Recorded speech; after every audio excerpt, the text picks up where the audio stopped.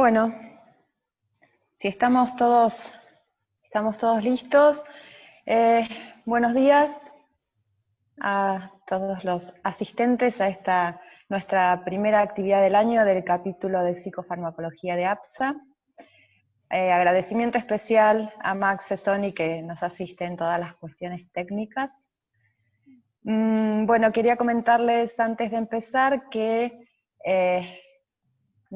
como les decía, este es el comienzo de nuestras actividades como capítulo de psicofarmacología. Habitualmente son y seguirán siendo los últimos sábados de cada mes. Esta actividad estaba planificada porque el último sábado de marzo era la asamblea de APSA, la habíamos corrido por eso al primer sábado de abril, pero bueno, después pasó lo que pasó, pandemia mediante. Estamos aquí en esta modalidad.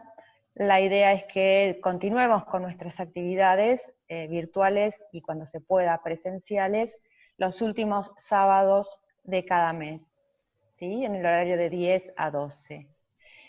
Lo que están viendo en pantalla es el aviso de nuestro curso anual del capítulo de psicofarmacología, que será manejo clínico práctico de los efectos adversos en psicofarmacología. Dará comienzo el 30 de mayo y finalizará el 26 de septiembre con un examen final el 31 de octubre. Esto había sido propuesto inicialmente en modalidad presencial, lo iremos haciendo seguramente, lo iremos ajustando a la modalidad virtual. Aquí tienen un listado de los temas que abordaremos y en este caso, por este año, el curso será de 5 encuentros, es decir, de modalidad intensiva. Bien, ya les llegará seguramente en breve el aviso, la promoción y las formas de inscripción. Bueno, vamos a dar entonces comienzo a la actividad del día de hoy, que es manejo de los efectos colaterales de los psicofármacos en población infanto-juvenil. Quien nos va a hablar del tema es María Florencia Ibelli, es doctora en medicina y especialista jerarquizada en psiquiatría, miembro del equipo EPSIRE de La Plata y reciente integrante de nuestra comisión directiva. Así que habilito para que la disertante comparta su pantalla. Bueno, gracias Laura, y obviamente quiero agradecerles a todos porque veo que son bastantes los participantes y me parece fundamental, a pesar de esta situación, mantener el intercambio. Bueno, vamos a compartir la pantalla. Antes de empezar, mientras haces eso, mientras vas compartiendo tu pantalla, yo les comento cómo nos vamos a manejar. La idea es que las preguntas las vayan volcando en el chat para ir contestándolas en la medida que hagamos alguna breve pausa o al final de la clase.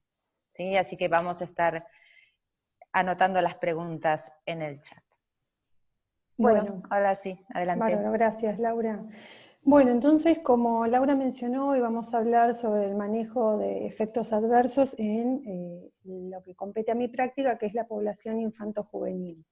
Obviamente es un tema muy amplio que, como verán, ameritaría un abordaje casi en un curso anual, pero en esta presentación lo que hice es revisar para poder trabajar con ustedes algunos de los efectos adversos más frecuentes o que competen o que revisten cierta particularidad en cuanto a lo que hace a la población infanto-juvenil. Bueno, a ver, no pasa la diapositiva. Laura, no pasa la diapositiva, a ver. Con tu teclado, Sí, con sí, el pero cursor no. de arriba, abajo. Sí, sí. A ver, vamos a... Voy a dejar de compartir y voy a volver a abrir.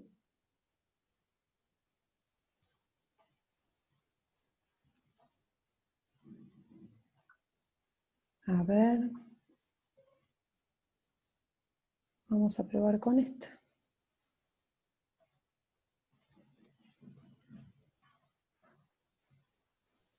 Ay, perfecto. Ahora sí.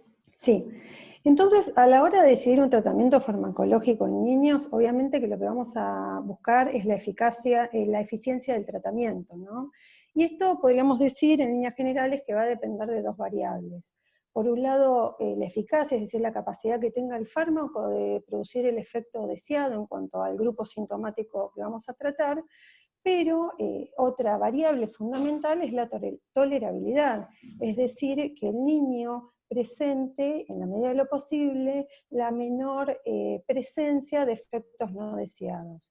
Y cuando hablamos de tolerabilidad, sobre todo en la población infanto-juvenil, yo diría que es el punto que está un poco bajo la lupa, no solo obviamente nuestra, porque queremos que el niño tolere lo mejor posible el tratamiento, sino también de los padres, docentes, abuelos, tíos, siempre van a estar todos viendo ahí qué es o cuánto puede dañar el fármaco. E incluso muchas veces se le atribuyen efectos no deseados a los fármacos cuando no tienen que ver específicamente con dicha exposición.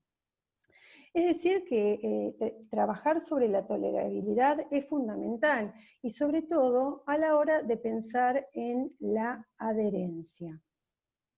Ustedes saben que la adherencia es un gran problema en realidad, la de OMS lo define como un gran problema en lo que implican los tratamientos crónicos, y es como concepto, es un concepto relativamente moderno. Antes se hablaba si un paciente cumplía o no el tratamiento con una, podríamos decir, una posición más pasiva por parte del paciente.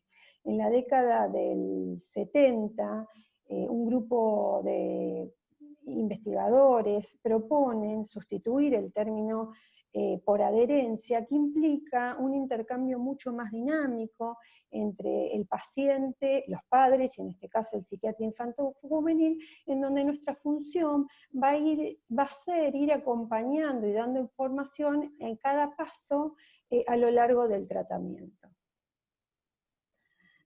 En líneas generales, podemos decir, cuando abrimos cualquier libro de psicofarmacología infantil, uno entiende como buena práctica la solicitud de un electrocardiograma y un laboratorio control previo a todo inicio de tratamiento farmacológico, y están de manera estándar, podemos decir, un electro y un laboratorio aproximadamente cada 6 meses.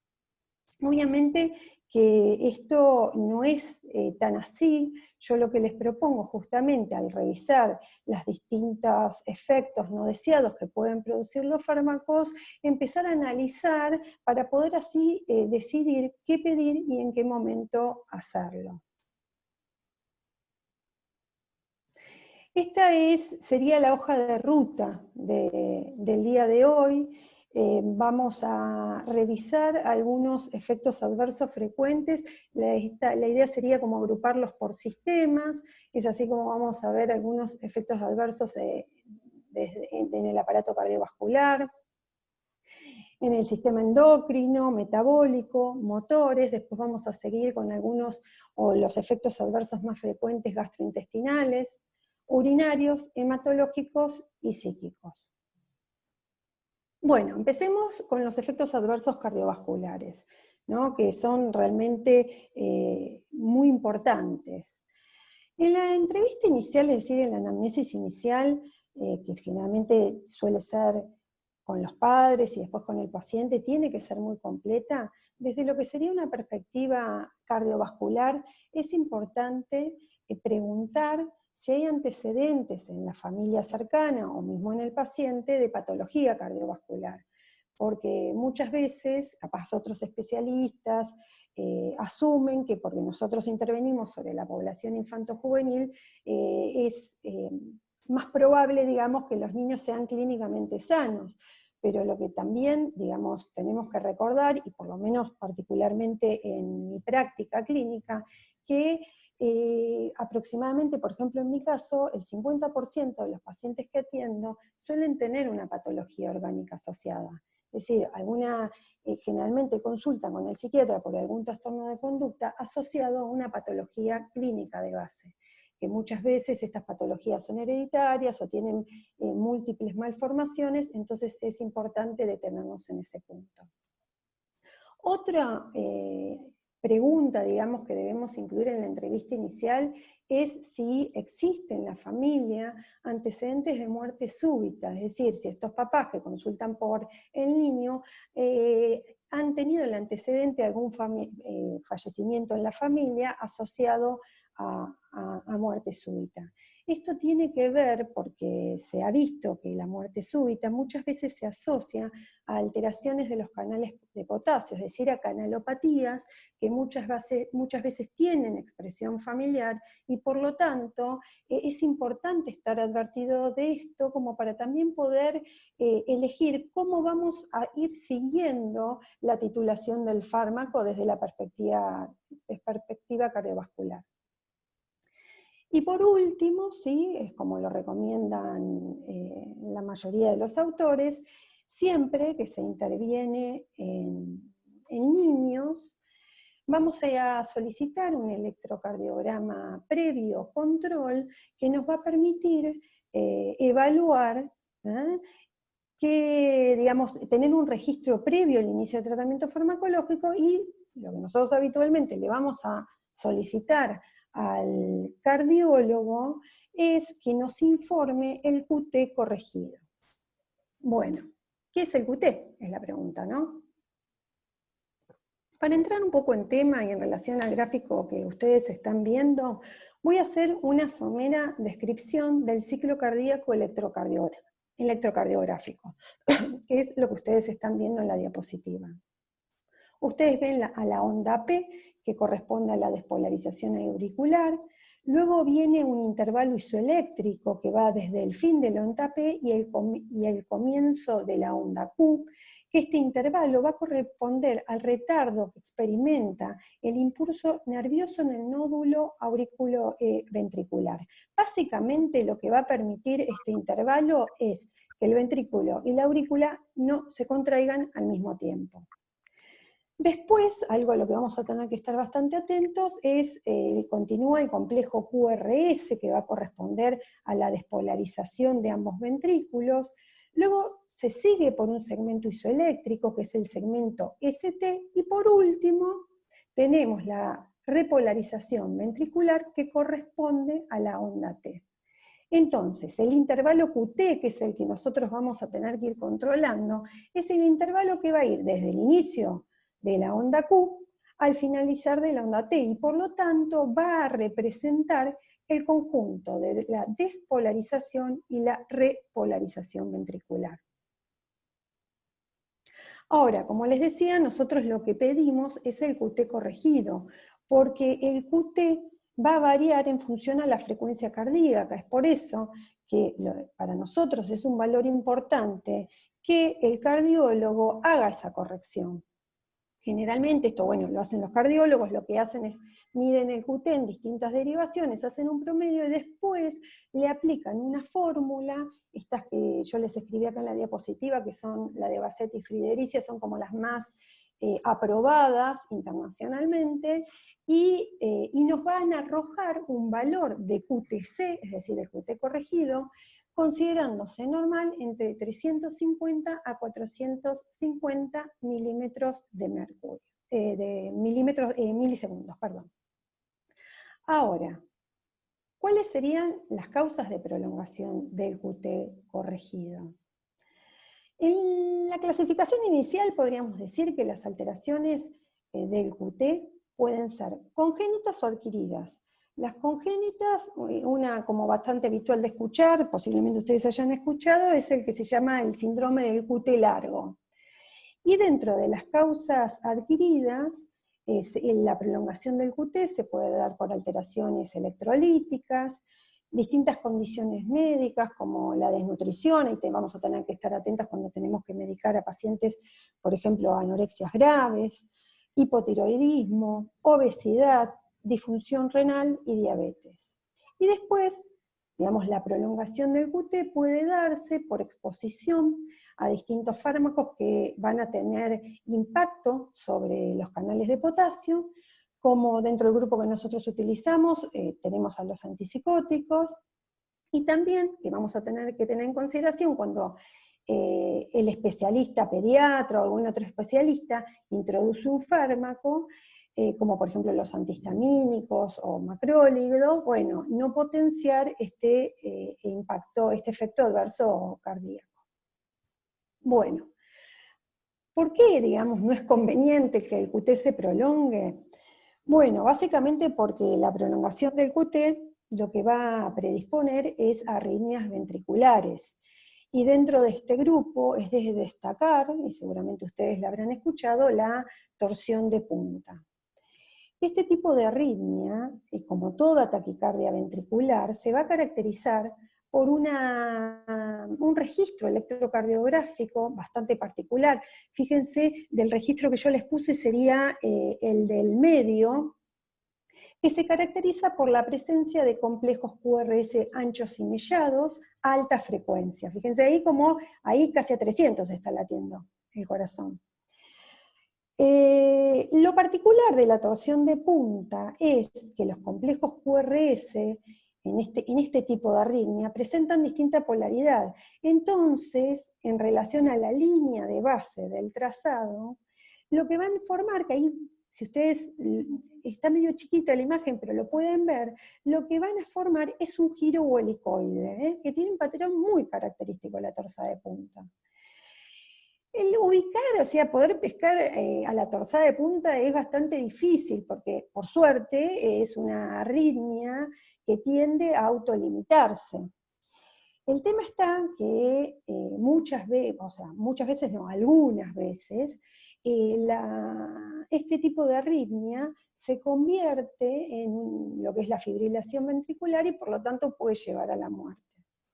En cuanto a la incidencia de prolongación del QTC con antipsicóticos típicos es aproximadamente el 10%, y de torsada de punta es 1 cada 10.000 expuestos.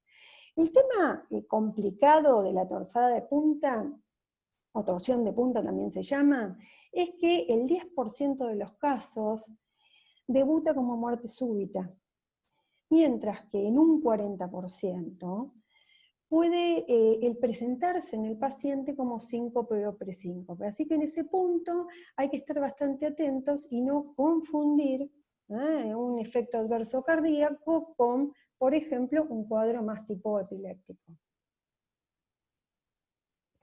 Bueno, ¿cuáles serían los predictores de arritmia ventricular? Es decir, ¿qué es lo que aumenta la probabilidad de que nosotros expongamos a que un niño desarrolle esta arritmia?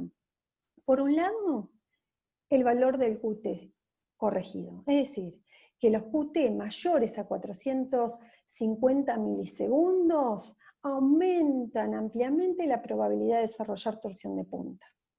Pero hay un dato que para mí es fundamental, es que no es solamente que el QT sea mayor a lo estipulado como límite normal, sino que se haya corrido en función, por lo menos 60 milisegundos, en función al registro inicial. Es decir, esto es fundamental tenerlo en consideración y entender por qué necesitamos un electro también previo. Porque nosotros podemos tener un paciente que inicia con un QT de 350 milisegundos, introducimos un fármaco que hasta incluso, yo lo he visto, una dosis baja, de un antipsicótico, y si vemos que en el primer registro el QT se corrió mucho y está cerca de los 60 milisegundos o está en 60 milisegundos, bueno, eso también aumenta el riesgo de arritmia ventricular. Por lo tanto, a la hora de titular va a haber que estar más atentos. Bueno, sigamos. En líneas generales, digo en función a los fármacos que nosotros usamos en niños. Nosotros los psiquiatras infantiles tenemos un pool de fármacos mucho más reducido que los psiquiatras de adultos. Es bastante habitual que utilicemos los estimulantes, dentro de este grupo el metilfenidato para el uso del trastorno por déficit atencional, Bueno, sabemos que pueden aumentar el automatismo cardíaco por descarga adrenérgica y en algunos casos puede dar taquicardia sinusal, sobre todo en los de liberación corta, yo lo he visto varias veces cuando hacen el pico plasmático. En general son fármacos muy seguros, hace muchos años se los habían asociado con muerte súbita, después eso se revisó y se vio que en realidad tenía que ver más con aquellos pacientes vulnerables, es decir, niños que tenían capaz antecedentes familiares de muertes súbitas, por eso es importante incluirlo. Y después hay algunos reportes de aumentos leves de la presión arterial, pero en realidad los aumentos registrados, que son de 3 milímetros de mercurio, son estadísticamente significativos, pero para nada clínicamente significativos. Bueno, en cuanto a los antidepresivos, los aprobados para el uso de niños son los IRS. Ustedes saben que son fármacos muy seguros. Después tenemos la clomipramina como tricíclico, pero tiene una única indicación, que es para el TOC resistente, y que realmente nosotros no lo utilizamos mucho. Y por último, sí, acá capaz deberíamos detenernos un poquito más, tenemos al grupo de los antipsicóticos, fármacos que realmente usamos muchísimos para distintas patologías en la población infanto-juvenil, y que sí van a requerir un seguimiento electrocardiográfico. Básicamente porque pueden prolongar el QT, y después otro de los efectos adversos que puede presentarse también es la hipotensión ortostática. Entonces, miren, acá vemos el registro de electrocardiograma que queda superpuesto temporalmente a el gráfico del potencial de acción de la célula contráctil de miocardio, una célula ventricular, ¿no? Entonces, cuando se prolonga, fíjense en el registro del QT, básicamente lo que pasa, cuando se prolonga obviamente por la exposición, por ejemplo, a un antipsicótico, lo que pasa es que el antipsicótico bloquea los canales de potasio, los que se llaman delay rectifier o rectificadores tardíos, que son, ustedes van a ver ahí el flujo de potasio, que son los que están interviniendo ahí en la fase 3 de repolarización ventricular, y que obviamente coincide con la onda T. Bueno, sigamos. Este es un artículo muy interesante, es una revisión sistemática y un metaanálisis realizado en niños y adolescentes, en donde justamente lo que se vio o se revisó fueron los cambios del QT corregido en niños y adolescentes expuestos a antipsicóticos. Para, digamos, este trabajo, para pensar en una alteración, es decir, una prolongación del QT, consideró las dos variables que son justo las que, obviamente, las que tenemos que estar atentos, que era el QT mayor de 450 y los 60 milisegundos. Los fármacos que se revisaron fueron múltiples, sobre todo los que más nos competen a nosotros, porque son los que utilizamos más, el aripiprazol, risperidona, fíjese también estaba olanzapina, quetiapina, haloperidol versus placebo, ¿sí? Y miren bien este gráfico, en este gráfico el rombo es el placebo, el haloperidol no figura porque los datos no permitieron que se pueda metaanalizar, pero fíjense los corrimientos que se observaron con los distintos antipsicóticos, y que ninguno tuvo un incremento clínicamente significativo, salvo la ciprasidona. Y el dato interesante, me parece a mí, de este trabajo, es que en relación al aripiprazol, lo que se vio es un acortamiento del QT corregido inversamente proporcional a la dosis. Es decir, a mayor dosis de aripiprazol, mayor el acortamiento. O sea, menor el QT corregido. Y este es un dato que por lo menos yo en la práctica clínica lo he visto bastante. A veces nosotros pedimos un electrocontrol y tenemos un paciente que tiene un QT normal, habitual, de 440, es decir, casi ahí al límite. Introducimos un fármaco y el cardiólogo le dice al padre, le dio mejor el QT, le dio 380. Y bueno, en realidad, habitualmente yo no le suelo dar mucha bolilla, porque digo, bueno, qué bueno, se acortó, está dentro de lo normal, más si era un paciente que no tenía mucho margen de prolongar el QT. Pero sí, digo, esto lo destaco porque me pasó en 2 oportunidades en donde el cardiólogo se comunicó conmigo muy preocupado porque el niño presentaba un QT muy por debajo del límite inferior aceptable. Entonces, obviamente es mucho más probable la prolongación del QT, pero el acortamiento también lo tenemos que tener presente porque un QT corto también es de riesgo, es decir, predispone a arritmias. Bueno, y otro dato también para tener en cuenta, sobre todo a la hora de cómo vamos a ir solicitando los electrocardiogramas y cómo vamos a ir planificando la titulación del fármaco, es que la prolongación del QT tiende a ser proporcional a la dosis. Lo que hace el fármaco es bloquear el canal de potasio y eso es dosis dependiente. Entonces, eso también nos va a poder analizar o decidir cuándo, digamos, cómo vamos a titular el fármaco y cuándo vamos a solicitar el electrocardiograma control.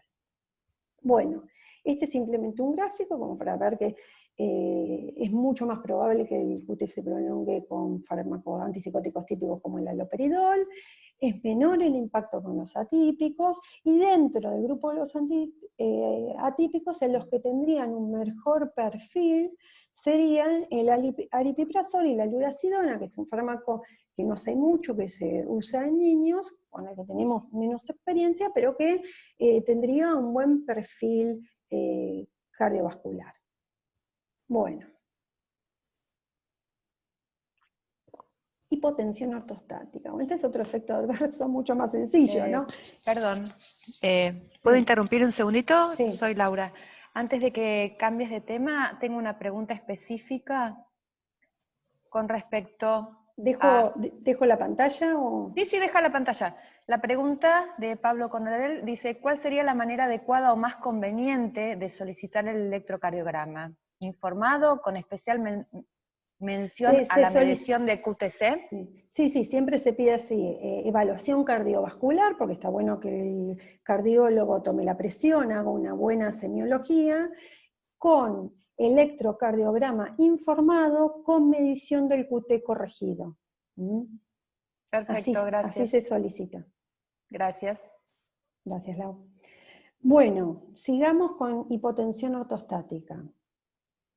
La hipotensión ortostática se define como una caída de la presión arterial mayor a 20 milímetros de mercurio para la sistólica y de 10 para la diastólica, a consecuencia del cambio postural.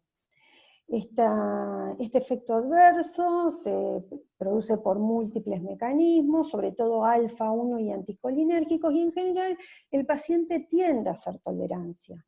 Así que, ¿qué hacemos? Yo diría que si el paciente está muy sintomático, se puede hacer una titulación lenta y informar y educar al niño de que no haga cambios posturales abruptos. En líneas generales, es importante que tengan presente que el uso de antipsicóticos, si bien requiere un estricto seguimiento, es seguro en niños clínicamente sanos. Y si el niño tiene alguna patología de base, o en el caso de que sea un niño expuesto a múltiples fármacos, el riesgo aumenta, por lo tanto vamos a tener que ser más cautelosos. ¿Cuáles serían algunas de mis sugerencias? Un poco revisando lo que vimos hasta ahora. Primero, investigar antecedentes de muerte súbita. Eso no va a, digamos, si hay antecedentes, no va a hacer que nosotros no indiquemos un fármaco, pero sí capaz que estemos más atentos. Solicitar electrocardiograma previo al inicio de tratamiento con ese valor de QT. Repetir electrocardiograma, llegar a una dosis mínima terapéutica, considerando también que se encuentre en concentración meseta, porque a veces, digamos, uno puede subir la dosis, o necesita subirla capaz, y al día siguiente el paciente se hace el electrocardiograma, lo ideal es esperar unos días para tener una mejor evaluación del impacto cardíaco del fármaco. Evaluar repetir el electrocardiograma en función al valor y al corrimiento del QT corregido. O sea, hay pacientes, y esto es bastante habitual de ver, que nosotros pedimos el electrocardiograma de base y están en 440. Yo debo confesarles que si bien la bibliografía dice que el límite es 450, yo suelo detenerme en 440 si veo que el paciente tiene un corrimiento importante del QT. Y entonces es importante saber desde dónde partimos también para ver cuándo vamos a poder repetirlo. En el caso del metilfenidato voy a hacer una salvedad porque me ha pasado a veces con pacientes. Ustedes saben que el metilfenidato tiene una vida media muy corta, es decir, que si nosotros queremos ubicar el efecto, el impacto cardíaco del metilfenidato, lo importante es que el paciente tome la medicación. Es decir, a veces me ha pasado el paciente toma la medicación y justo el día que va al cardiólogo no la tomó. Bueno, no, eso no nos sirve. Y de ser posible, yo a veces les indico a los pacientes que antes de hacerse el electro, o sea, si habitualmente sacan turno para hacerse el electro, y bueno, que traten de tomar la medicación 1 o 2 horas antes, porque ahí, digamos, podemos ubicar el impacto que tiene el pico plasmático en el músculo cardíaco, entonces en el registro electrocardiográfico. Si tenemos un paciente con un QT mayor de 450 milisegundos, obviamente el primer paso es disminuir la dosis, porque recuerden que es dosis dependiente, o sea, que lo primero, es muy probable que si bajamos la dosis el QT se corrija. Y en función a la respuesta que tenga, y muchas veces a lo que conversemos con el cardiólogo, una opción va a ser cambiar de antipsicótico. Esta es una mención que le hago en un artículo que me pareció interesante, que bueno, se planteaba en los pacientes con el QT largo congénito, y que haya que utilizar un antipsicótico, ¿cuál sería el indicado? Y bueno, si nosotros necesitamos, por ejemplo, un antipsicótico con un buen perfil antipsicótico, pero también sedativo, capaz que la olanzapina, por lo menos este grupo de investigadores proponen la olanzapina, porque sería un fármaco, capaz podemos manejar dosis más bajas, entonces debería tener menor impacto sobre los canales de potasio. Bueno, y por supuesto, si ahí vemos alguna alteración del QT, vamos a también investigar en el laboratorio algunas otras causas. También va a depender del fármaco que utilicemos, y nosotros de antemano vamos a saber qué impacto va a tener, por ejemplo, en el ionograma o en el tiroides, y que eso habitualmente sí va a incluir el típico, digamos, control de laboratorio que solemos hacer cada 6 meses. En líneas generales, ¿no? Después va a depender de cada fármaco. Bueno, pasemos a los efectos adversos endocrinológicos. La prolactina es una hormona que nosotros, los psiquiatras infantiles, sabemos pedirla y seguirla bastante. Sabemos que es una hormona secretada por la glándula pituitaria en una modalidad de pulsos. Estos pulsos tienen picos que se van secretando a modo de picos cada 95 minutos, y esta modalidad que tiene de picos hace que según el momento en el que nosotros la dosemos o los recaudos que tomemos para dosarla, el valor de prolactina puede cambiar y variar hasta 4 veces más en función a cómo se tome la muestra. El valor promedio aceptado en niños de prolactina es un límite, algunos entre 15, plantean algunos papers, y otros entre 25 y 27 nanogramos por mililitro. La función de la prolactina, nosotros sabemos que la prolactina lo que va a hacer es estimular la glándula mamaria, y el otro punto, que sobre todo a nosotros en chicos nos interesa más, es que va a intervenir sobre el balance del calcio óseo.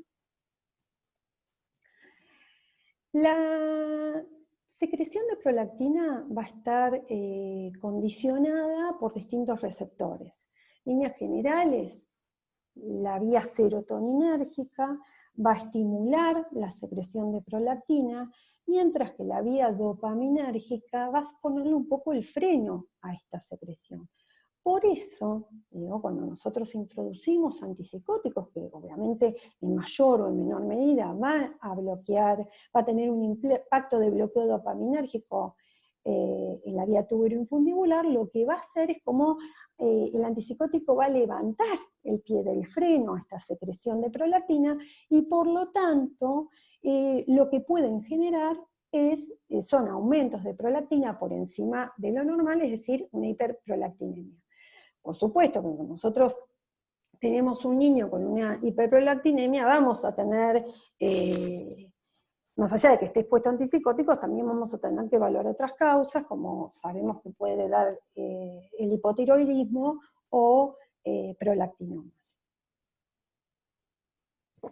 Ahora, nosotros dijimos que hasta 25, algunos autores hasta 27 dicen, el valor de prolactina podría considerarse normal. El tema es, nosotros podríamos decir que es tolerable cierto aumento de prolactina siempre y cuando no supere los 50 nanogramos por mililitro. Porque el tema es que cuando se supera ese valor, esto se asocia a hipogonadismo. Entonces ahí vamos a tener un montón de otras cuestiones, como la ginecomastia, la galactorrea. No digo que estos dos, sobre todo estos dos síntomas, no puedan darse antes de los 50 nanogramos por mililitro, pero sí es altamente probable que se presenten a valores más altos.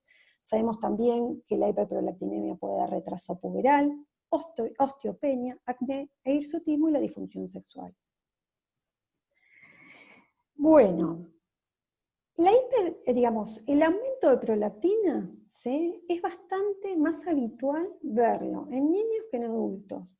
Y los niños, es decir, se consideran una población de riesgo, es decir, los niños son más vulnerables a la hiperprolactinemia, y se cree que esto tiene que ver con que tienen una mayor densidad de receptores D2 que los adultos. La hiperprolactinemia, otro concepto que es importante tener en cuenta, es proporcional a la potencia del fármaco, en el bloqueo dopaminérgico y a la dosis. Digamos, estos dos puntos nos van a permitir, en el caso de tener un paciente y tener que resolver qué hacer, bueno, de poder pensar qué estrategias podemos contar como para que la hiperprolactinemia tienda, o sea, el nivel de prolactina tienda a normalizarse. Bueno, este es un artículo realizado, es una revisión realizada en la población infanto-juvenil, en el impacto de la incidencia de hiperprolactinemia en niños expuestos a estos fármacos que figuran acá. Fíjense cómo es mucho más frecuente con haloperidol, seguido de risperidona, el 62%, es alta la incidencia, ¿no? Olanzapina, 31%, quetiapina, muchísimo menor, y el aripiprazol sin aumentos. La hiperprolactinemia, o sea, la prolactina, tiende a aumentar los primeros 2 meses del inicio del tratamiento. No es un efecto adverso que nosotros consideremos grave, digamos, que no podamos esperar. Si nosotros decidimos que ese fármaco vamos a hacer el control a los 6 meses, podemos esperar, digamos, no hace falta, sobre todo si es un niño, uno trata de exponerlo lo menos posible a la extracción de sangre. Nosotros podemos esperar esos 6 meses hasta ver qué pasó con la prolactina. Y en el caso de que la prolactina esté muy alta y uno por X razón decida suspender el fármaco, la prolactina, es decir, el valor de prolactina tiende a normalizarse enseguida, digamos, unos días después de la suspensión, que es una recuperación, podríamos decir, mucho más rápida que con los adultos. Bueno, introducimos un fármaco, tenemos hiperprolactinemia. La pregunta del millón es ¿qué hacemos, no? Lo primero que tenemos que hacer para constatar la hiperprolactinemia y que esa sea secundaria a la exposición farmacológica, es fundamental tener un dosaje previo al inicio del tratamiento, ¿sí? Ese es un dato que nos va a poder permitir despejar otras causas y que estas después no se confundan con la exposición farmacológica.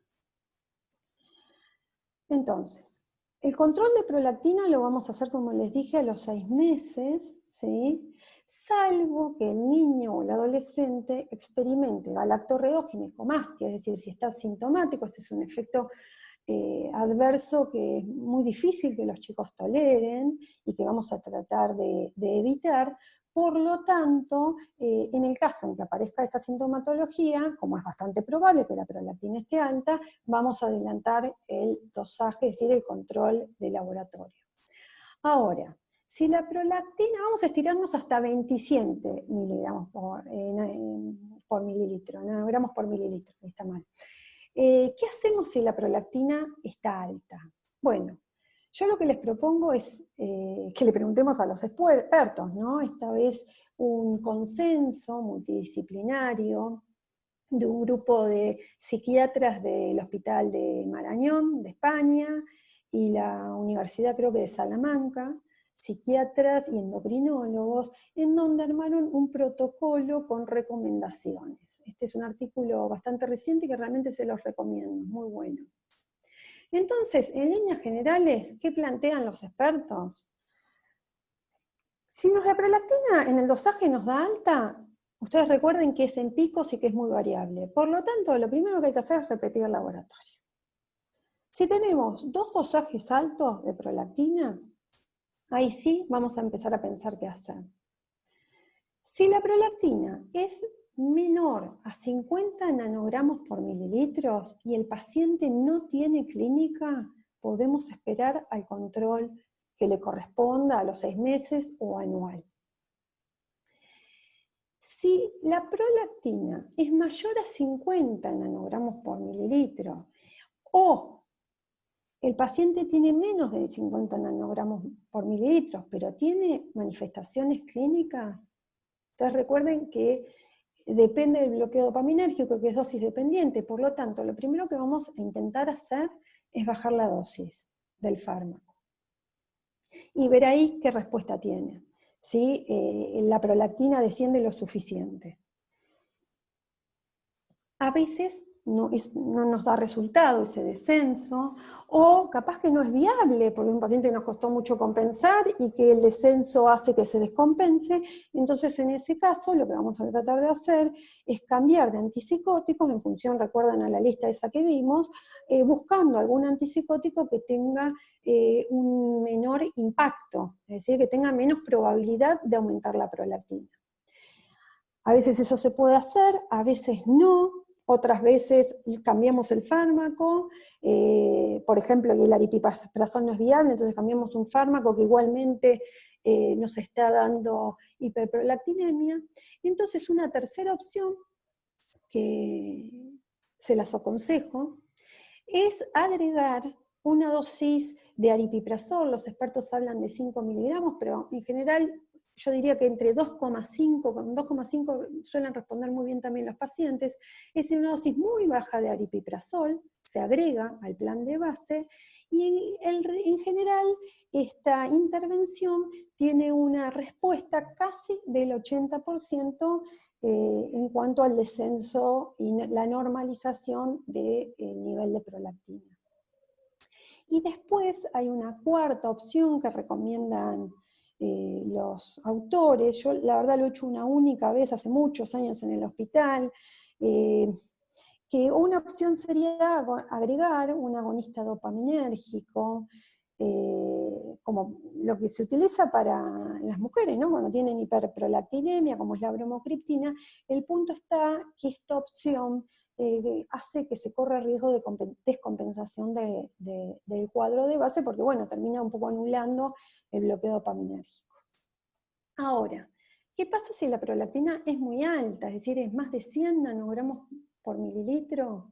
Bueno, lo que hay que descartar es un prolactinoma. En realidad, en general los prolactinomas tienden a dar prolactinas muy, muy altas, y es poco habitual que los fármacos o los antipsicóticos den hiperprolactinas por encima de 100 nanogramos por mililitro, pero bueno, también todos lo hemos observado. Hipotiroidismo es otro punto, ¿no? Tiroides.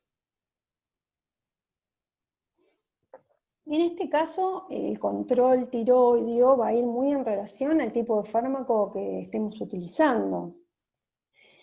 Previo al inicio del tratamiento es importante tener un perfil tiroideo con dosaje de TSH y T4 al inicio, ¿no?, del tratamiento, y se va a repetir en función al fármaco que administremos. Sobre todo, es importante tener un seguimiento del perfil tiroideo cuando estamos utilizando antiepilépticos, por ejemplo como el ácido valproico, y por supuesto el litio. Ustedes saben que el litio es un fármaco bastante temido, ¿no?, en su uso en la infancia, si bien tiene mucha evidencia científica y de buenos resultados, y de ser bastante bien tolerado. En líneas generales, de la perspectiva endocrinológica, nosotros sabemos que el litio puede dar tanto hipotiroidismo como hiperparatiroidismo. En el caso del hiperparatiroidismo se los menciono. Yo suelo hacer esporádicamente algún control, pero en realidad se da tras la exposición crónica, por lo tanto es menos probable que la veamos nosotros que sí los psiquiatras de adultos. Y en cuanto al hipotiroidismo, es bastante frecuente verlo. El hipotiroidismo clínico tiene una incidencia del 8 al 10%, y el subclínico de 20 a 25%. Entonces lo que vamos a hacer es los controles del perfil tiroideo, capaz en el caso del litio un poco más frecuente que con otros fármacos, y si el paciente hace un hipotiroidismo por la exposición por litio y no es viable retirar el fármaco, porque muchas veces son pacientes muy graves que no es tan sencillo decidir, bueno, saco el fármaco e intento con otro.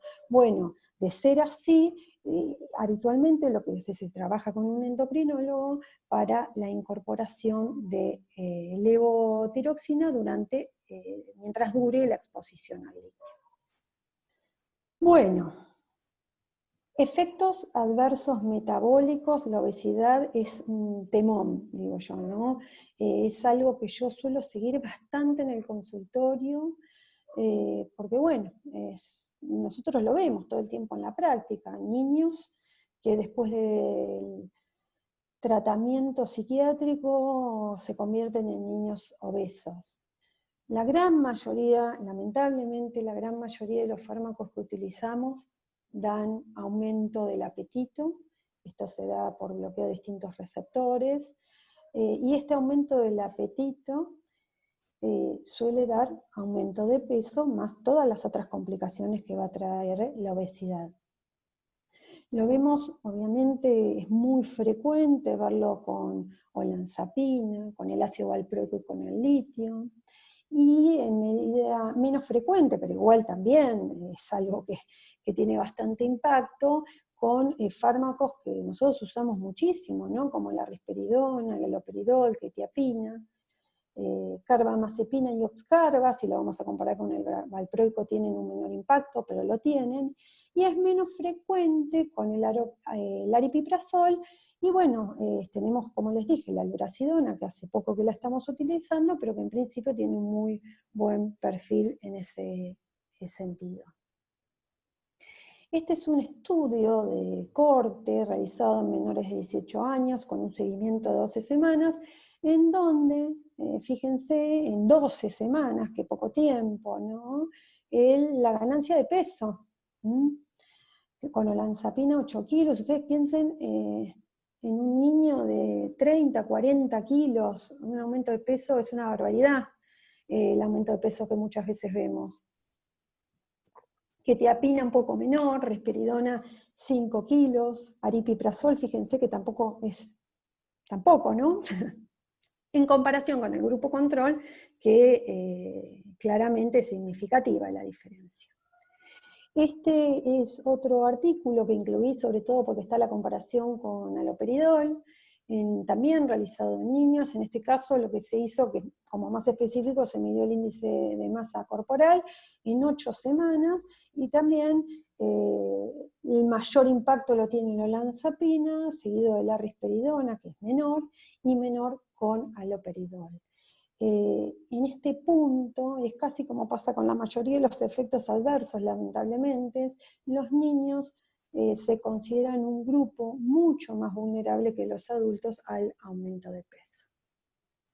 Y la obesidad en la infancia es realmente una situación muy grave.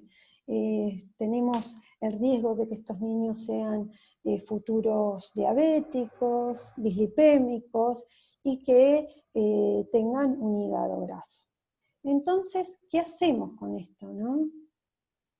Yo diría, y básicamente es un poco lo que hago, es que antes de comenzar hay que y si vamos a utilizar sobre todo los fármacos que sabemos que van a tener un importante impacto en el peso, es informar a los padres, ¿no? En esto de que los padres estén atentos y desde el principio modifiquen, de ser necesario, ¿no? Algunos hábitos familiares o que tiene el niño en relación a la alimentación y a la actividad física. Hay que obviamente tratar de elegir el fármaco con menor impacto metabólico y yo habitualmente lo que hago es antes de iniciar el tratamiento hago un control de peso y bueno, en el laboratorio incluyo el perfil lipídico también para saber desde qué punto partimos, porque también a veces nos encontramos con niños que ya vienen con un exceso de peso. Ahora, ¿qué pasa si hay aumento de peso? Sí, obviamente, a veces, digamos, en general es habitual que los niños nos vean de manera más seguida a nosotros que a los pediatras, ¿no? Que hacen si son niños habitualmente sanos, hacen el control anual. Bueno, yo en ese caso les pido el control pediátrico para que también ahí pueda colaborar con nosotros el pediatra, de ser necesario hacer la interconsulta con nutrición, y a la hora de tener que pedir el laboratorio, obviamente voy a hacer como un poco más de hincapié en las cuestiones ligadas a la resistencia a insulina, entonces vamos a pedir, aparte del perfil lipídico, insulinemia, hemoglobina glicosilada y la función hepática. Y en algunos pacientes con mucha obesidad y que durante bastante tiempo experimentan percentilos de peso altos, bueno, en ese caso es bastante habitual que en el control pediátrico el pediatra pida la eco abdominal para justamente tener registro si estamos frente a un niño con un hígado graso. Una opción también que se plantea es la de la incorporación de metformina. En ese caso sería para trabajar en conjunto con algún endocrinólogo. Hay acá algunos artículos, estos son artículos, este es un estudio randomizado y el otro es un metaanálisis bastante nuevitos y muy prometedores. Como intervención para evitar este aumento de peso o en el descenso, pero que bueno, no suele ser algo a lo que los endocrinólogos estén muy abiertos, por lo menos por el momento. Bueno, vamos a pasar a los efectos adversos motores, si no hay alguna pregunta, Laura.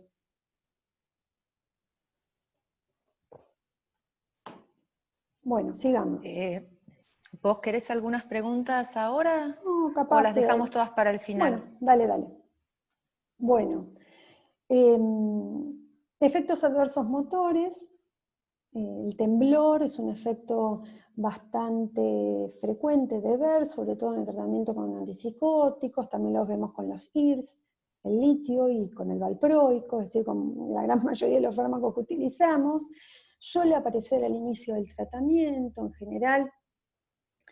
Se pueden manejar eliminando los factores que lo agraven, en este caso investigar, ¿no? Muchos niños toman litros y litros de Coca-Cola, decir la exposición a cafeína, disminuir, de ser posible, ¿no? Disminuir la dosis del fármaco. Cuando es poco, se tolera poco, este efecto no deseado y no mejora con la disminución del fármaco, bueno, uno tendrá que pensar en cambiar el fármaco. Y si no, a veces, sobre todo con el litio o el valproico, pasar a las fórmulas de liberación prolongada pueden tener un impacto beneficioso en este efecto. Bueno, el parkinsonismo. El parkinsonismo es algo que nosotros habitualmente vemos, ¿no? Sobre todo cuando tenemos que intervenir con antipsicóticos típicos.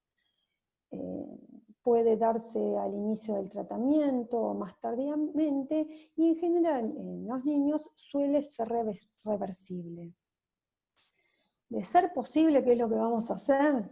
Suspender o cambiar el fármaco. Es decir, si un niño experimentó un parkinsonismo porque tuvimos que hacer una intervención aguda por haloperidol, vamos a tratar de cambiarlo rápidamente a capaz algún fármaco, es decir, algún antipsicótico atípico que tenga menor riesgo de extrapiramidalismo. Y en el caso de no poder hacer ninguna de esas dos intervenciones, se puede agregar un anticolinérgico. La distonía, ¿no? Este es otro efecto adverso que nosotros, antes de iniciar el tratamiento farmacológico, tenemos que informar a los papás, porque a veces lo desestiman y puede convertirse en una situación grave y urgente. La distonía suele aparecer en el 90% de los pacientes los primeros 5 días tras el inicio del tratamiento farmacológico, y también días posteriores al aumento de la dosis. Puede presentarse como crisis oculógiras, esto capaz que no es lo más frecuente de ver en el caso de la población infantojuvenil, pero lo tenemos que tener presentes, y nosotros sabemos que estas distonías pueden incluir distintos grupos musculares. Por supuesto que podríamos decir que la más urgente o temida es la distonía laríngea. ¿Qué hacemos? Bueno, en niños actualmente el primer manejo es utilizar difenhidramina. Nosotros tenemos 3 vías de utilización de la difenhidramina, que sería la endovenosa, la intramuscular y la vía oral. Es bastante habitual, sobre todo me imagino los que hemos hecho guardias de psiquiatría, que lleguen por guardia los pacientes con distonía. Estando en un hospital uno tiene la opción de indicar y dar la difenhidramina vía endovenosa, que se utiliza una dosis de 1 miligramo kilo día, y vamos viendo, digamos, que la respuesta es casi inmediata, ¿no? Vamos pasando la difenhidramina y vemos como el músculo tiende a relajar.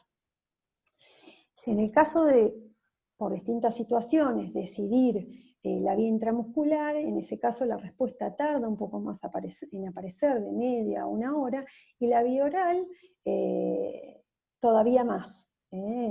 Tenemos que esperar la respuesta casi como de 2 a 3 horas. Por supuesto, por una cuestión de biodisponibilidad, no va a ser lo mismo la dosis endovenosa que la vía oral. En general, vía oral es de 3 a 5 miligramos kilo día, repartidos habitualmente, eso tiene que ver con la vida media de la difenhidramina, en 3 a 4 veces. Si se produce la distonía, nosotros vamos a tener que evaluar si es necesario o no cambiar el antipsicótico. En principio uno tiene, vamos a tratar, por supuesto, el efecto no deseado, digo a largo plazo, pero en principio tendríamos que tratar de no agregar otro fármaco, es decir, si podemos, bajamos la dosis, evaluamos si cambiamos o no el antipsicótico, y si no, de no ser posible, se puede incorporar viperideno. Bueno. Nuestra comprensión sobre la fisiopatogenia, podríamos decir, la caticia, es bastante incompleta, ¿no? Y existen distintos postulados.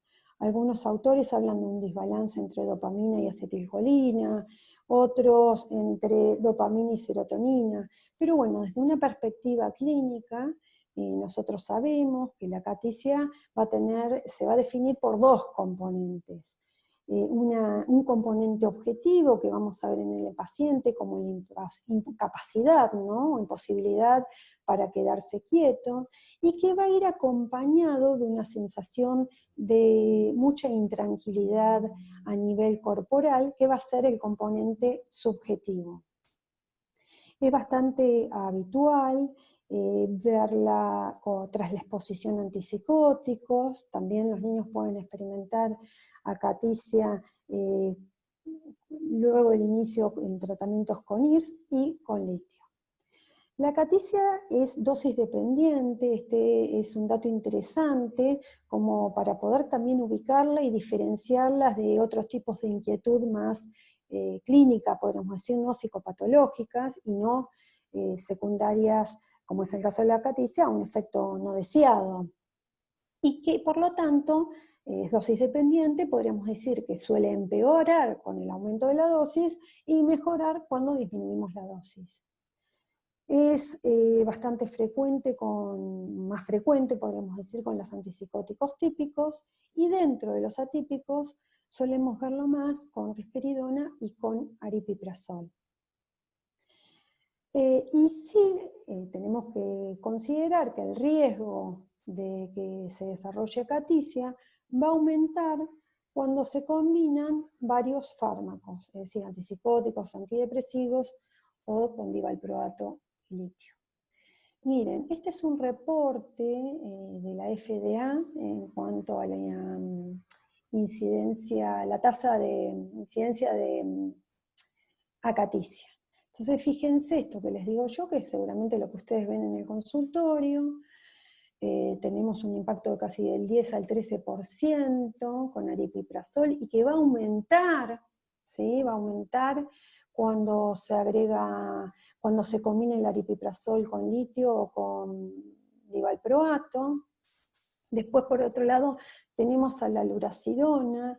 Nosotros, por lo menos en el consultorio acá, somos un equipo de trabajo y solemos ver esto, ¿no? Cuando empezamos a titular la luracidona, la presencia de acaticia, fíjense, reporta entre el 6 y el 22%, es bien lo que solemos ver en la clínica, con una menor incidencia con la olanzapina, quetiapina, fíjense, es muy baja, y risperidona un poco más, pero sigue siendo más baja que con el resto de los fármacos.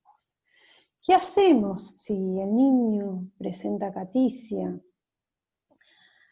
Vamos a disminuir la dosis del fármaco, de ser posible.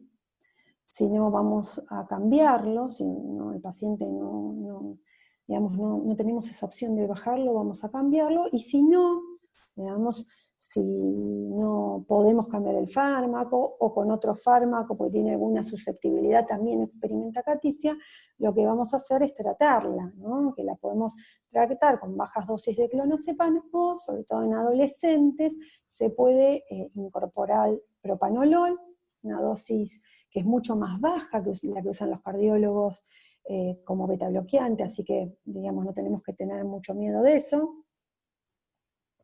Sí, tener presente que el propanolol lo podemos dividir en 2 o 3 tomas. Yo habitualmente suelo dividirla, depende también de a lo largo del día cómo el paciente experimenta la sintomatología, pero en principio intento utilizar la dosis de la mañana y de la tarde y trato de evitar la dosis nocturna para que no se superponga a la bradicardia fisiológica.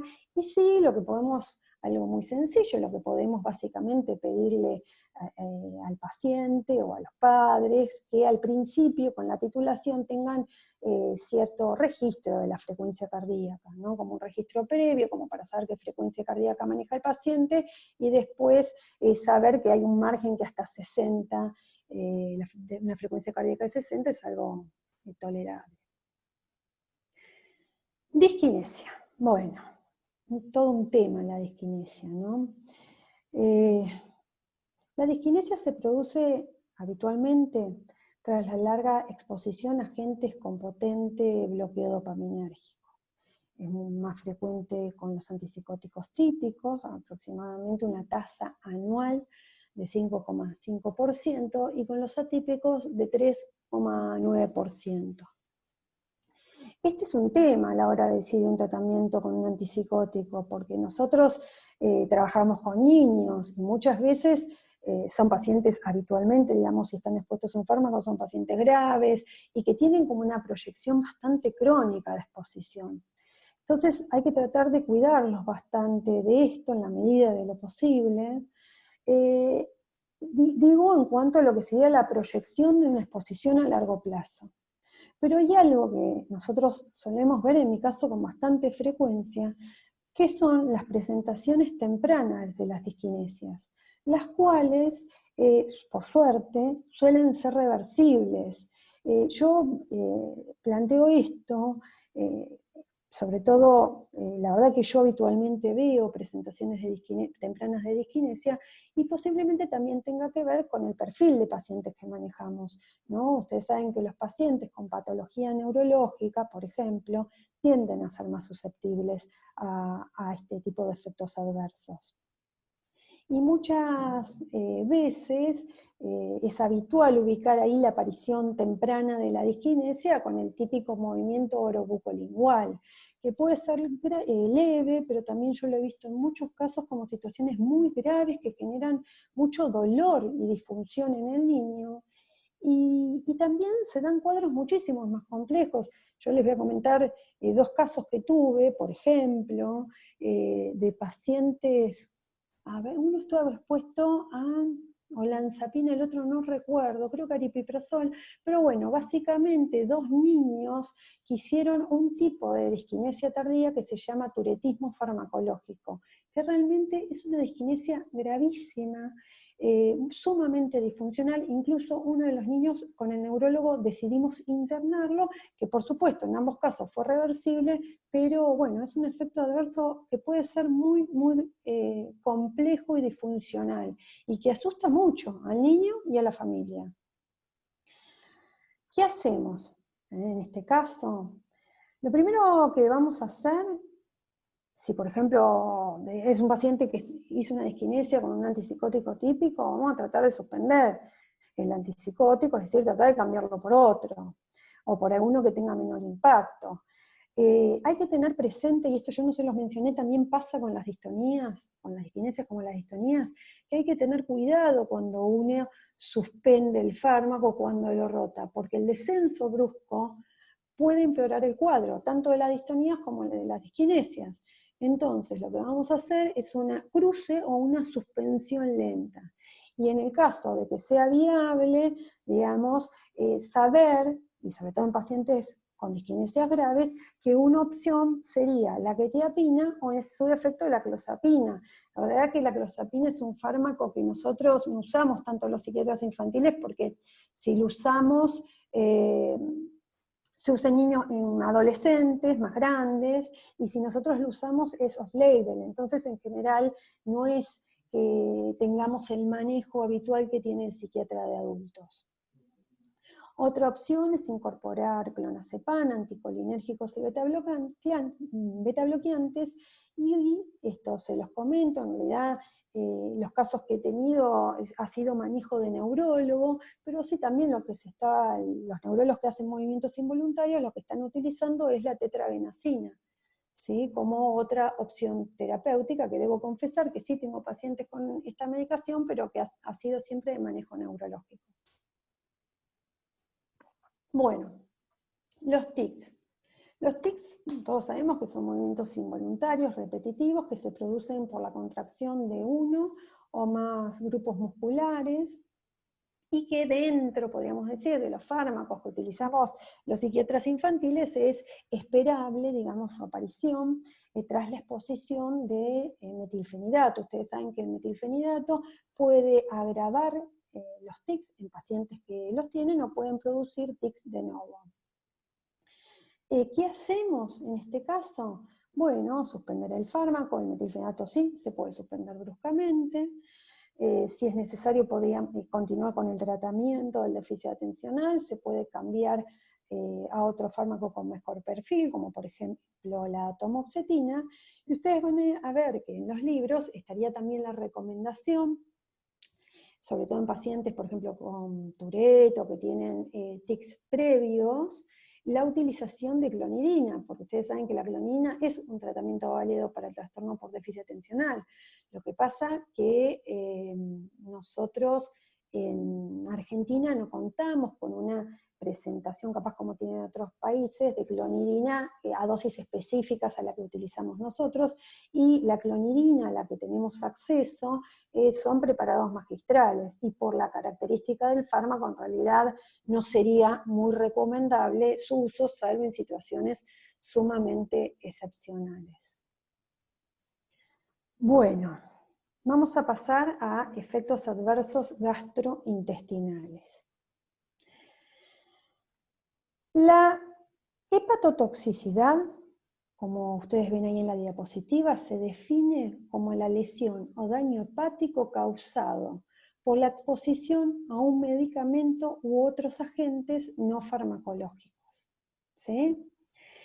La hepatotoxicidad en líneas generales podemos decir que puede ser intrínseca, es decir, por toxicidad directa de la droga en el hepatocito, que esto es dosis dependiente y es un mecanismo predecible, situación por la cual fármacos como por ejemplo el cloroformo han sido removidos del mercado. Y por otro lado, tenemos otro tipo de hepatitis, de lesión hepática, es decir, de hepatitis tóxica, que puede ser idiosincrática, es decir, que puede ser impredecible. Y, digamos, los fármacos que nosotros utilizamos en mayor o menor medida, después vamos a ir viendo, pueden dar este tipo de reacción adversa. En líneas generales, podemos decir que la hepatitis tóxica corresponde, digo, no solamente los fármacos psiquiátricos, sino en general, corresponde al 10% de los casos de hepatitis, y dentro de los fármacos que nosotros utilizamos vamos a tener que estar más atentos, obviamente, con los antiepilépticos. El 90% de las hepatitis tóxicas se van a manifestar como una lesión aguda que puede tener igual un periodo de latencia que va entre 50 a 90 días y que va a tener, digamos, un tipo de lesión hepática específica que va a estar reportada para cada droga. Es importante destacar que en el caso de los niños se pueden observar reacciones adversas por inmadurez de los sistemas de detoxificación de las drogas. Bueno, esto es simplemente para que ustedes vean, por ejemplo, en el caso de los antiepilépticos, la carbamazepina y el valproico, el tipo de lesión celular descripta, ¿no? De injuria descripta para cada fármaco. En el caso de la carbamazepina vamos a ver la lesión hepatocelular o colestásica, y y en el caso del ácido valproico, la lesión hepatocelular, también tener presente que el amonio tiende a aumentar, el ácido valproico tiende a aumentar el amonio, muchas veces incluso la hiperamoniemia se da sin aumento de enzimas hepáticas. Bueno, ¿cómo vamos a hacer el diagnóstico? El diagnóstico, cuando lo sospechamos, pero también esto es algo que vamos a incluir en los controles habituales, es el hepatograma, más allá de las manifestaciones clínicas que puede experimentar el paciente. Lo que nosotros vamos a tener que hacer es interpretar los valores de las distintas enzimas hepáticas. En general, la TGP y TGO suele estar aumentada de 3, 5 y hasta más veces por encima de su valor normal, que claramente va a estar en relación al impacto que tenga, es decir, la intensidad o la masividad de la lesión. En esto yo quiero mencionar que hay algunos fármacos, mismo el ácido valproico, hay algunos fármacos que pueden dar un aumento transitorio, no tan elevado, pero sí un aumento transitorio de las enzimas hepáticas, que comúnmente se dice un aumento benigno de las enzimas hepáticas. Obviamente que si las enzimas hepáticas aumenten el valor que aumenten, estamos hablando de que enzimas intracelulares, es decir, que se encuentran dentro del hepatocito, van a pasar al torrente sanguíneo, por lo tanto lesión va a haber, pero eso no necesariamente va a implicar que estemos frente a un cuadro de hepatitis tóxica, que es un cuadro letal, digamos, que es grave y que puede llevar a la muerte. Otro parámetro que al que vamos a tener que estar atentos es a la fosfatasa alcalina, que tiende a aumentar un poco menos del doble, y que obviamente el análisis del aumento de la fosfatasa alcalina va a tener que ser en relación al resto de las enzimas. ¿Por qué? Porque es bastante habitual en chicos que nos encontremos con niños en plena edad de crecimiento que tienen fosfatasas alcalinas altísimas. Y no necesariamente eso va a implicar que el niño esté atravesando una hepatitis. ¿Por qué? Porque la fosfatasa alcalina se dosa, digamos, y puede venir, es decir, puede corresponder a ser una fosfatasa alcalina que venga del hepatocito, o si no, la fosfatasa alcalina también tiene un componente óseo. Entonces, cuando los niños están en pleno desarrollo de crecimiento, es habitual que la fosfatasa alcalina esté alta. Pero nosotros, cuando vemos la fosfatasa alcalina alta, lo que vamos a tener que ver es qué está pasando con las otras enzimas. En el caso de que el tipo de hepatitis sea colestásica, también vamos a ver el aumento de la gamma GT.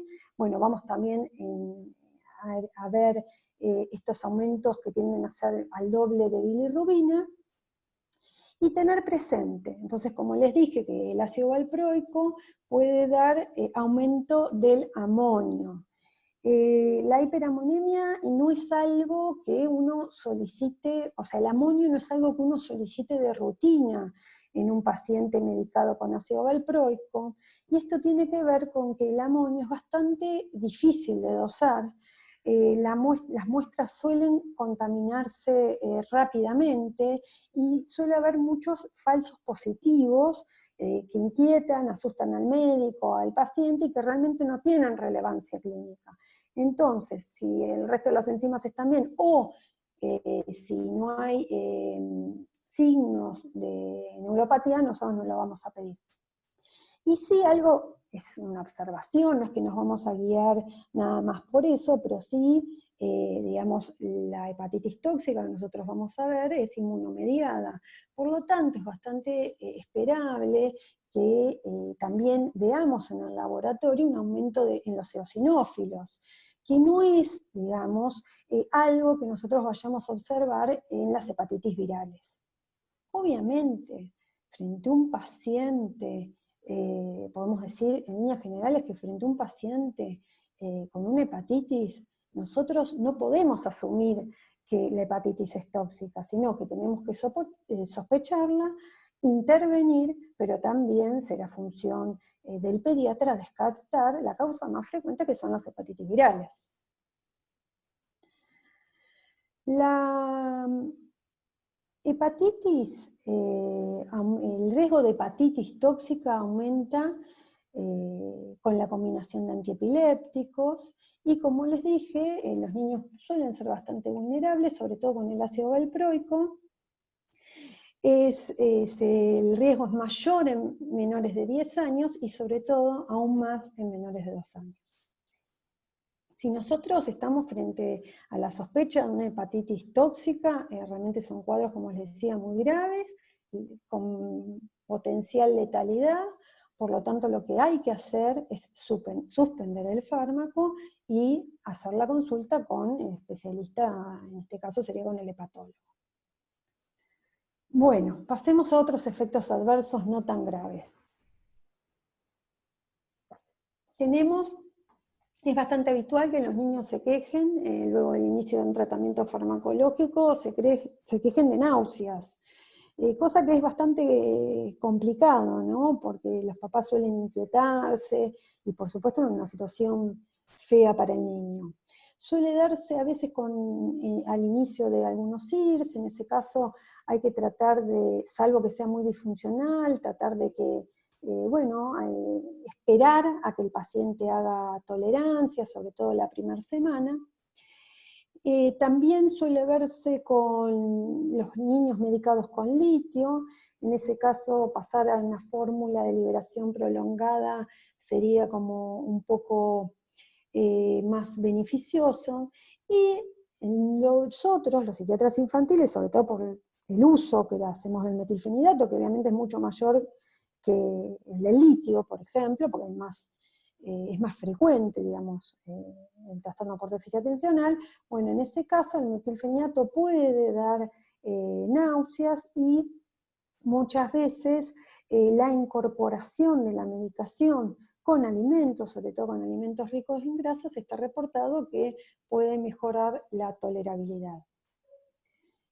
En cuanto a la constipación, es un efecto adverso frecuente con los antipsicóticos, se da por efecto anticolinérgico, y si decimos, bueno, ¿cuál fármaco dentro del grupo de los antipsicóticos tiene mayor, podríamos decir, de mayor a menor probabilidad de presentarse? Tenemos la clozapina, seguida de la olanzapina, risperidona, y fíjense que es menor con quetiapina y aripiprazol.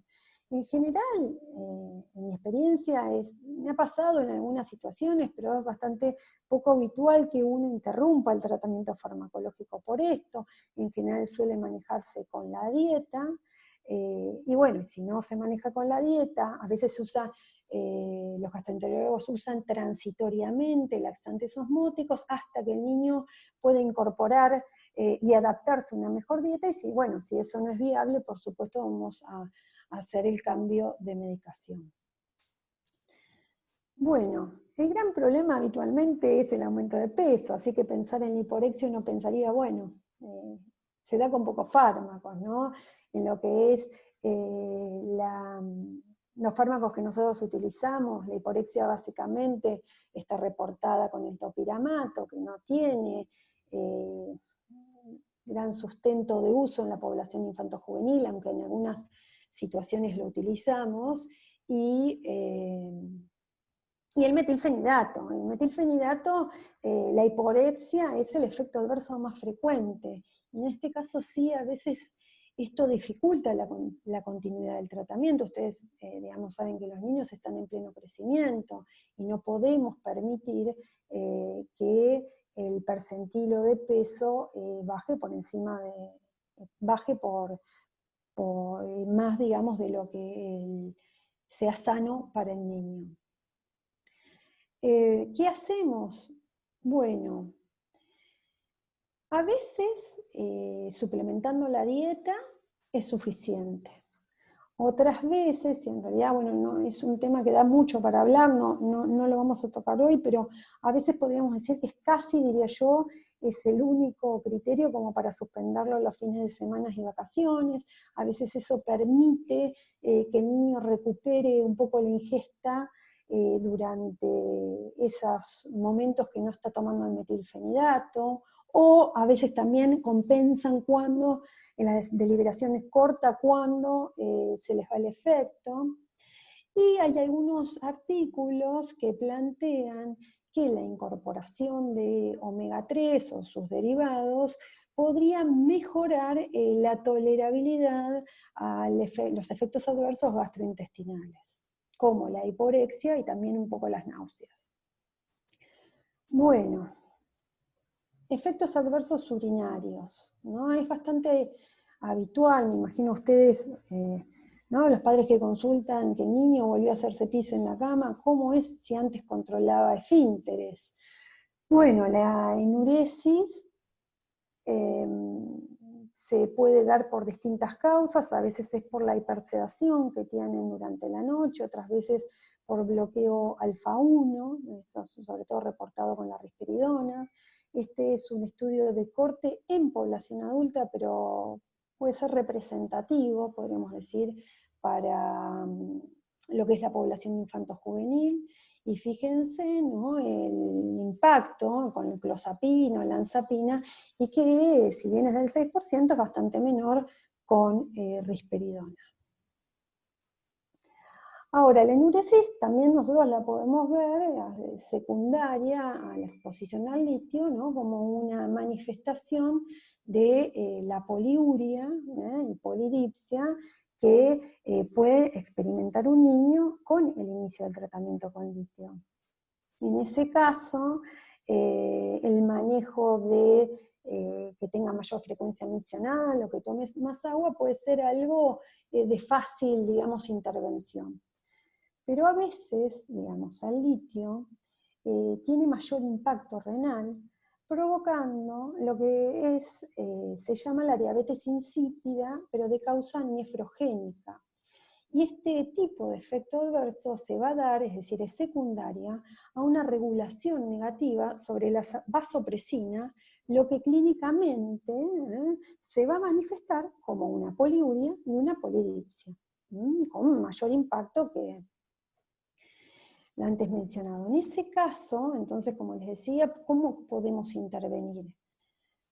En relación a los hábitos, y en algunos casos, sobre todo en el diabetes insípida nefrogénica, cuando no hay opción, porque digamos una opción, por supuesto, es suspender el litio y cambiar el fármaco, pero bueno, a veces si llegamos al litio es porque justamente no tenemos otras opciones, entonces en ese caso, algunos expertos recomiendan, y es sumamente viable, en este caso sería trabajando con un nefrólogo, se pueden incorporar bajas dosis de hidroclorotiazida. Y así, digamos, se normaliza el volumen urinario. Otro efecto adverso renal que va a tener el litio, que este sí sería como un poco más temido, es la glomerulonefritis intersticial, sobre todo porque no es reversible. Es un efecto, por suerte, adverso infrecuente y que suele darse luego de la exposición crónica, por lo tanto es bastante más probable que lo vean los psiquiatras de adultos. ¿Qué hacemos? Bueno, antes de comenzar el uso de litio, yo lo que les recomiendo en realidad no, son lo que los nefrólogos recomiendan, ¿no? Es una ecografía renal. Porque todos suponemos que tenemos 2 riñones, ¿no? Pero en realidad, uno de cada 2.000 recién nacidos van a ser monorrenos. Y como ser monorreno es algo asintomático, y que aparte muchas veces la eco antenatal es poco confiable, en principio nosotros tenemos que asegurarnos no solamente que el niño tenga una función renal normal, sino que cuente con ambos riñones. Y para evaluar la función renal, obviamente vamos a hacer en una orina de 24 horas, vamos a pedir un clínex de creatinina, una microalbuminemia, urea y creatinina después en sangre. Bueno, luego del inicio del tratamiento, el litio va a requerir un control de laboratorio distinto al resto, pero en líneas generales lo que vamos a hacer, desde lo que sería la perspectiva renal, vamos a hacer el control de laboratorio y de la orina de 24 horas cada 6 meses. O sea, hay clínica, por supuesto, antes. Como les decía, el topiramato se ha asociado, como les decía, a la hiporexia, pero también tiene un impacto renal. Se ha asociado a nefrolitiasis con mucha más frecuencia que en adultos. Y esto está en relación a que el topiramato inhibe la anhidrasa carbónica del tubo renal. Esto va a producir, digamos, por un lado lo que sería la acidosis metabólica, porque al inhibir la anhidrasa carbónica lo que va a disminuir o va a haber una inhibición de la reabsorción de bicarbonato en el túbulo proximal, y esto, digamos, va a dar como consecuencia una alcalinización de la orina. Ahora, la alcalinización de la orina lo que va a provocar, digamos, es la saturación del calcio y por lo tanto la producción de litiasis.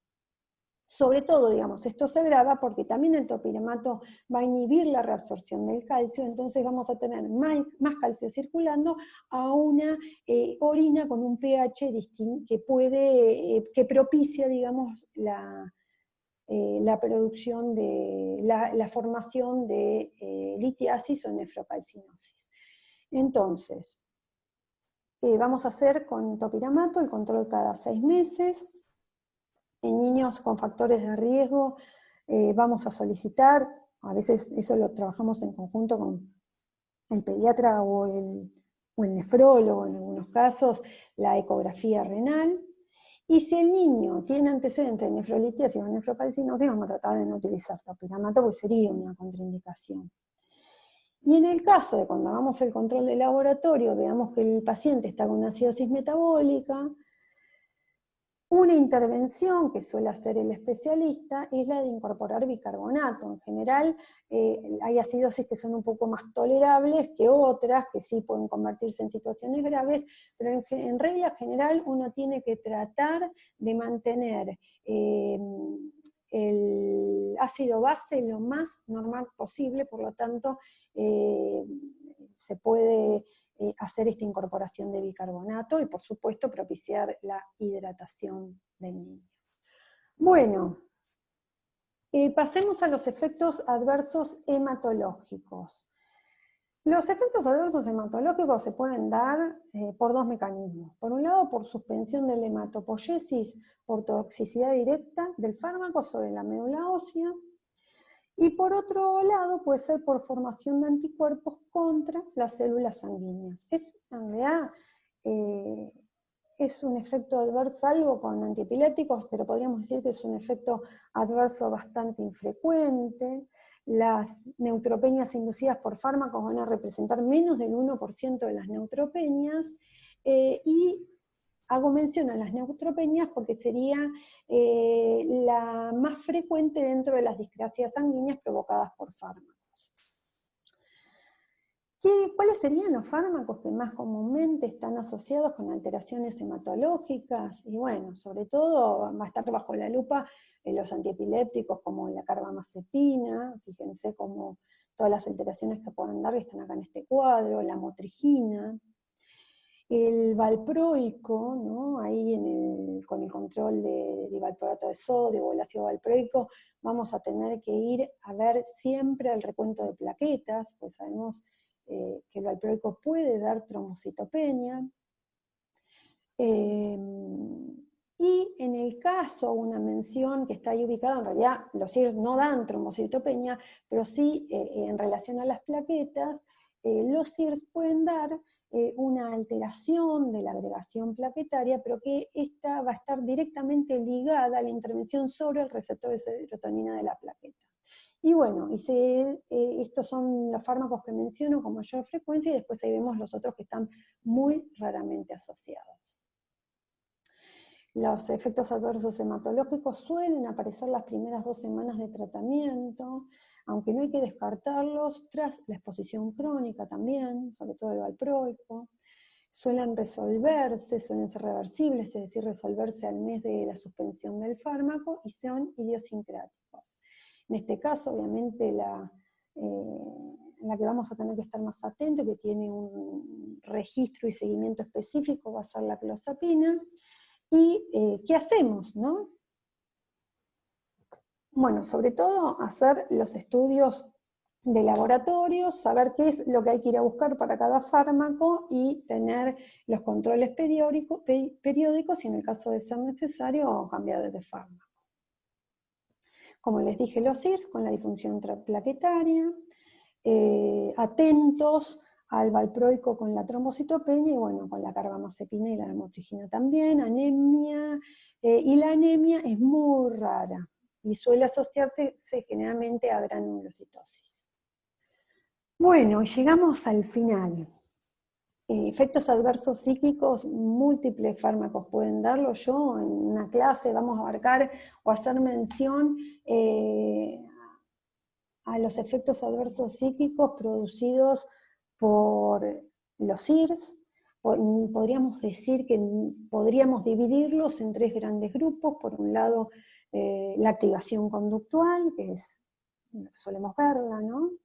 Las conductas suicidas y la hipomanía o manía. En relación a la actividad conductual, hay que estar atentos porque suele ser 2 a 3 veces más frecuentes en niños que en adolescentes, y a su vez en la población infanto-juvenil, si la comparamos con adultos, se considera una población vulnerable. Suele aparecer inicialmente las primeras 2 semanas, Y es una causa importante de descontinuación, es decir, que impide la adherencia al tratamiento, y por eso hay que estar bastante atentos, acompañar al niño y a la familia, porque pueden mejorar con una titulación lenta, es decir, con aumentos lentos del fármaco, y no necesariamente eso va a implicar la suspensión del antidepresivo. En cambio, en el caso de la manía o la hipomanía, bueno, ya aquí estamos frente a una situación muchísimo más grave. Los niños también son vulnerables a la presencia de este efecto adverso, mucho más vulnerables que los adultos, y sí va a ser un criterio de suspensión del fármaco y una urgente evaluación psiquiátrica. Y el tema de las conductas suicidas da para discutir muchísimo, yo solamente se las voy a mencionar. Podríamos definirlas como 3 presentaciones distintas, que puede ser el intento de suicidio, los pensamientos suicidas o el suicidio consumado, y que siempre obviamente podamos justificar que se dé a consecuencia de la exposición a un IRS.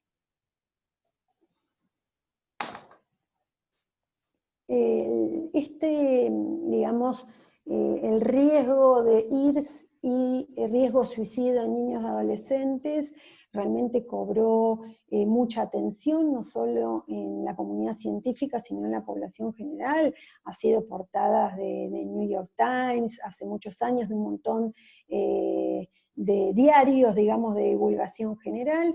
Esto tiene que ver con que en la década del 80 y del 90, el uso de IRS, la aparición de los IRS y su uso en la población, sobre todo infanto-juvenil, aumentó muchísimo, llegó a triplicarse, hasta que en el año 2003 una compañía farmacéutica recomienda no utilizar paroxetina en menores de 18 por la alta asociación con riesgo suicida. Año siguiente, un grupo de investigadores que en realidad habían armado un protocolo que estaba diseñado para investigar otra cuestión, pero en ese proceso de investigación evalúan el riesgo-beneficio desfavorable de la exposición de IRS en relación a la aparición de conductas suicidas, y publican este paper en The Lancet. Este es el paper, podríamos decir, que, imagínense, tuvo muchísimo impacto y generó mucho temor en toda la población. Es un poco el paper sobre el cual luego la FDA decide hacer un black box warning para la utilización de antidepresivos en la población infanto-juvenil.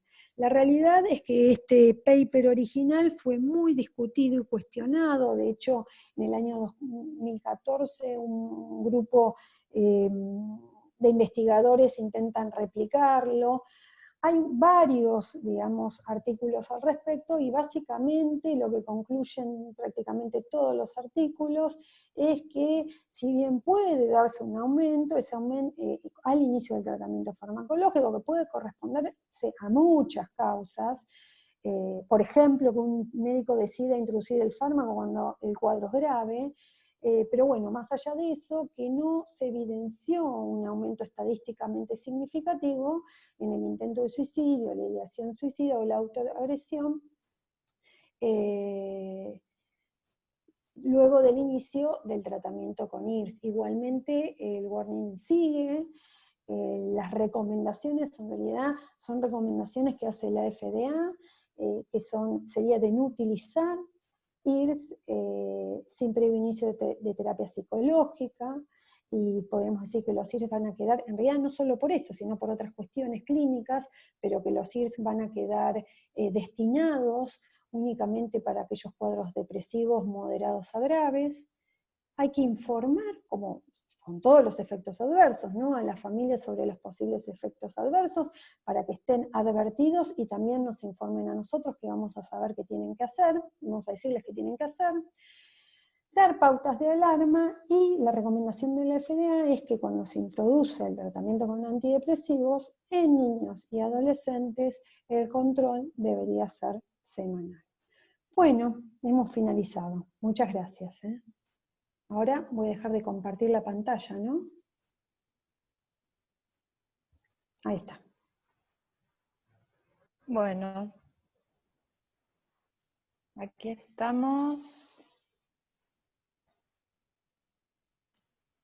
Ahí está. Te veo Ahí vos, Laura. estamos, ahora sí, ahora sí.